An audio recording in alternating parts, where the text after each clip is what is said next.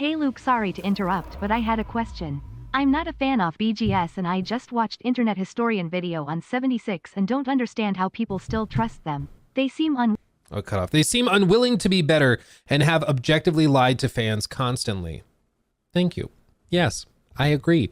This is why, like, in the lead up to Starfield, like, I was waving that red flag all around. I was like, guys, a few short years ago, they lied to your face and intentionally sold you something totally broken and horrible. And they knew it was totally broken and horrible. Like, why are we magically believing them now? Like, it doesn't make any sense.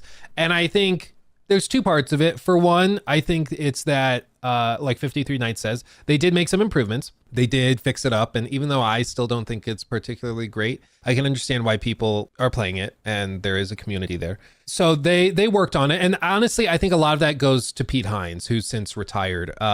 He had a philosophy at Bethesda that he spoke very openly about, where he said, we don't abandon games. We put our games out and we care for them. And if they don't meet the mark at launch, we fix them until they meet the mark. And that was Pete Hines' philosophy for a very long time. And I think he pushed for it real hard.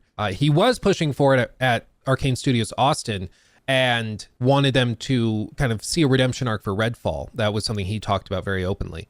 But he retired, and just a matter of months later, they shut down the studio. So I think Pete Hines was like the last line of defense for fixing up these broken launches at ZeniMax. And once he was gone, everybody was like, yeah, it doesn't make sense. I mean, even if we fix Redfall, nobody's going to go back to it. So yeah, just move on. But yeah, I think there's that part of it where they fix it up. And I think players, the other piece of it is that players just have a shorter memory. And people love to be hyped.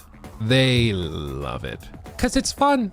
It's fun to be hyped for Todd's next project. And he's a good salesman. He's good at convincing you it's worth getting excited over. So every time Todd comes out with a new announcement, things are different now. That was a fluke. Now he really means it. And it's why we sell those shirts, hype makes you stupid. It's why I say that all the time, because like hype is almost like it's on a similar side of like just, some goddamn faith, Arthur. That's what it is. It's just, there's evidence suggesting that maybe he's not going to be totally upfront with you, or at least he's going to leave some important parts out in the service of getting you hyped to buy and play his game. We've seen this literally for decades from him. So a critical thinker would be like, okay, let's withhold judgment. Let's not get hyped and excited. Let's wait until he's really sold us on it.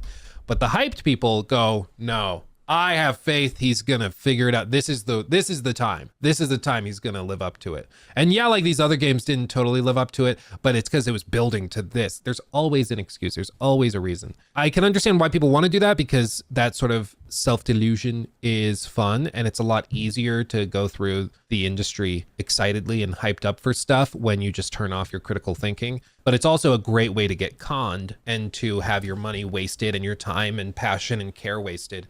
That's what I can't stand. Like, I don't like seeing companies utilizing hype and irrationality for the sake of their profits. Like, I think that that's just really scummy. And that's why we've been pushing for critical thinking, for skepticism. And some people get it twisted. Some people think that skepticism is just cynicism.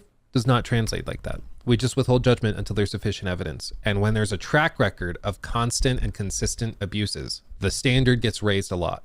And that's the key. And I understand some people don't want to consider that, or it's awkward to consider it. But when there's a company that has consistently screwed you over and has shown no interest in correcting those mistakes, the odds are pretty high they're going to do it again.